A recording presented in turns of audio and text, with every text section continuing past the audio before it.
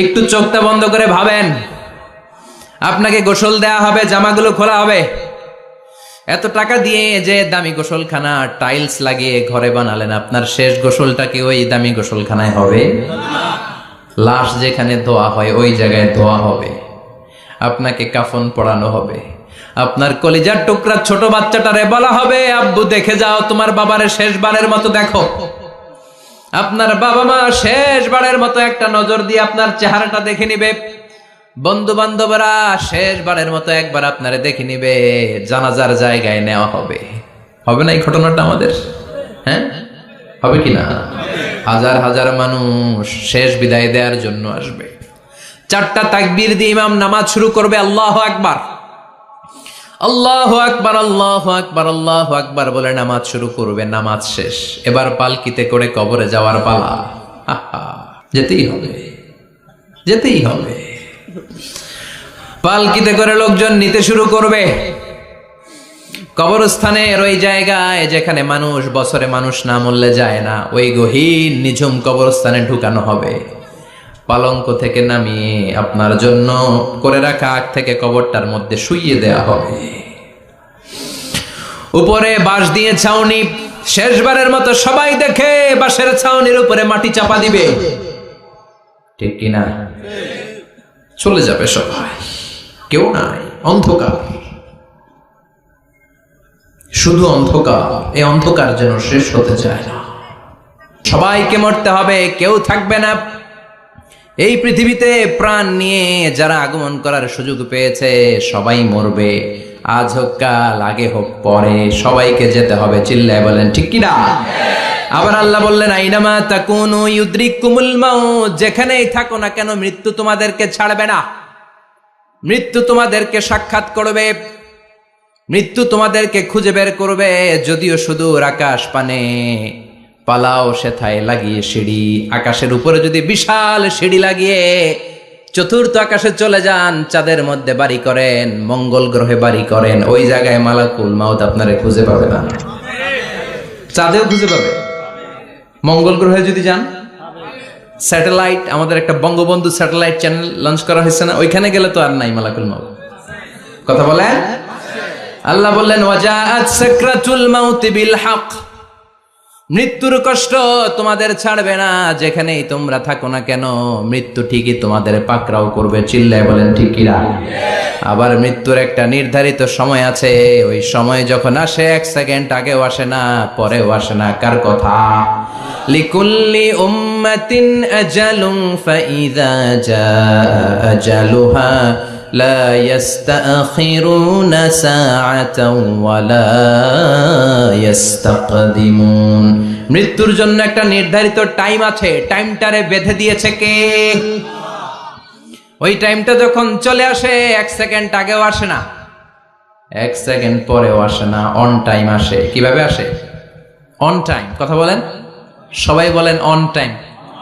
আরো জোরে বলেন, death will come on time, death never late. মৃত্যু যখন আসে অন টাইমে আসে, নির্ধারিত একটা সময় আসে। ওই সময়ের আগেও আসে না, পরেও আসে না। 1 সেকেন্ড আগেও আসবে না, পরেও আসবে না। মনে করেন আপনাকে রব্বুল আলামিন 60 বছরের হায়াত দিয়েছে, আপনার বয়স এখন 50 বছর, আরো বাকি কয় বছর? এখন গোটা বিশ্বের সবাই মিলে যদি আপনারে মারতে চায়, কিছু করতে পারবে নাকি? কথা বলেন। আবার রব্বুল আলামিন আজ রাত 12টায় আপনার হায়াত কেড়ে নিবে। মালাকুল মাউত এসে রুহু কবজ করবে। দুনিয়াতে আর থাকার কোনো পারমিশন আপনার নাই, থাকার কোনো সুযোগ নাই। গোটা বিশ্বের সবাই মিলে যদি আপনারে রাখতে চায়, রাখতে পারবে নাকি? কথা বলেন। চলে যেতে হবে। এই পৃথিবীতে আসার একটা সিস্টেম থাকে, যাওয়ার কোনো সিস্টেম নাই। ঠিক কিনা? আসার সময় আগে আসছে আমার দাদা, তারপর আমার বাবা, তারপরে আমি, তারপরে আমার ছেলে, তারপরে আমার নাতি, তারপরে তার ছেলে। ঠিক কিনা? তার মানে আসার একটা সিরিয়াল আছে, যাওয়ার কোনো সিরিয়াল আছে নাকি? কথা কন। নাকি সিস্টেম দাদা আগে আসছে, দাদাই আগে যাবে, নাতি যেতে পারবে না? কথা বলেন। দাদার আগে নাতি মরে, এরকম আছে না নাই? মায়ের আগে মেয়ে যায়, আছে না নাই? মুরব্বী বাজানেরা বেঁচে থাকে, আমাদের মতো যুবক গুলো অ্যাক্সিডেন্টে মারা যায়, আছে না নাই? আবার অসুস্থরা বেঁচে থাকে, সুস্থরা মরে যায়, আছে না নাই? হাসপাতালে রোগীগুলো বেঁচে থাকে, ডাক্তার মরে যায়, আছে না নাই? উখিয়াতে তো ডাক্তার মরে না, দিকেও ডাক্তার মরে, ওনারা না বাঁচায় মানুষরে?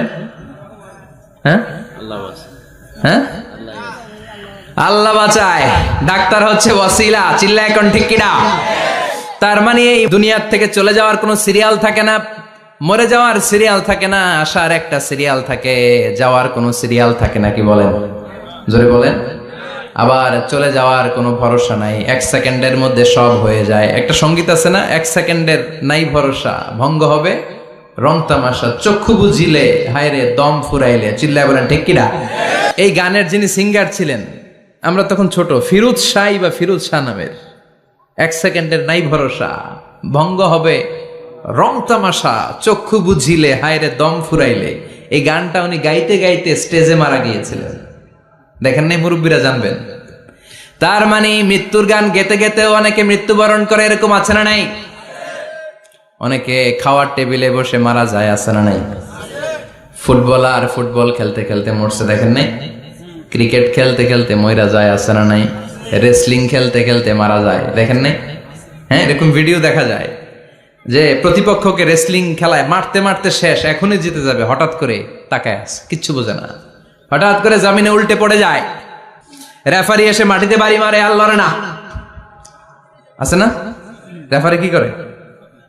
মাটিতে বাড়ি মারে, এতক্ষণ সে জিতে যায়, এখন আর নড়েই না। তাকাতে তাকাতে দুনিয়া থেকে নাই। অনেক টেলিভিশনের নিউজ রিপোর্টার রিপোর্ট করতে করতে নাই, দম ফুরাইলে ঠুস শেষ হয়ে যায়। অনেকে অ্যাক্সিডেন্টে মরে, সড়ক দুর্ঘটনায়, অনেকে বিমান দুর্ঘটনায় মরে, আকাশে মরে না? অনেকে পানিতে ডুবে মরে, অনেকে আগুনে পুড়ে মরে, অনেকে ক্রস ফায়ারে মরে, আছে না নাই? আবার অনেকে রাত্রিবেলা বিছানায় ঘুমোতে যায়, সকালে আর ওঠে না। কত ধরনের মরণ! আল্লাহ তুমি আমাদেরকে ভালো মরণ দিও, ইমানি মরণ দিও। ইমানের পথে অবিচল থেকে আমার মরণ যেন হয়, ইমানের পথে অবিচল থেকে আমার মরণ যেন হয়। তোমারই কাছে মিনতি আমার,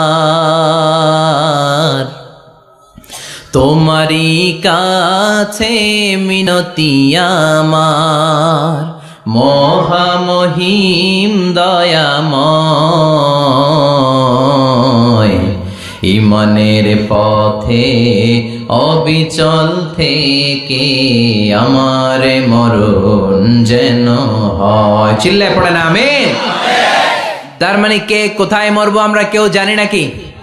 ওমা তাদরি নাফসুম বিআইয়ি আরদিন তামুত, কোন জায়গায় মরবা, কখন মরবা কেউ আমরা জানি না, কিন্তু মরবো সবাই জানি, ঠিক কিনা? কুল্লু নাফসিন যায়িকাতুল মাউত, প্রত্যেকটি আত্মার মৃত্যুবরণ করতে হবে, এটা আমরা সবাই জানি। The most certain thing in life is death, but the most uncertain thing in our life is the time of death. এ জীবনের সবচেয়ে সুনিশ্চিত বিষয় হলো মরণ, সবচেয়ে অনিশ্চিত বিষয় হলো মরণের সময়। চিল্লা এখন ঠিক কিনা? মরবো যে আমরা সবাই জানি, কিন্তু কোথায় মরবো আমরা কেউ জানি? জানি আমরা? সবাইকেই মরতে হয়, জন্মালেই মরতে হবে, চলে যেতে হবে, থাকা যাবে না। এটাই হলো পৃথিবীর পদ্ধতি। জীবনের সবচাইতে নির্মম ঘটনা হচ্ছে মরণ, সবচাইতে ভয়ঙ্কর অভিজ্ঞতা। কোন প্রাণীর জন্য সর্বোচ্চ এবং সবচাইতে ভয়ঙ্কর অভিজ্ঞতা হচ্ছে মৃত্যু। এবং এত ভয়ঙ্কর অভিজ্ঞতা, এই অভিজ্ঞতাটা কারো কাছে শেয়ার করে যাওয়া যায় না।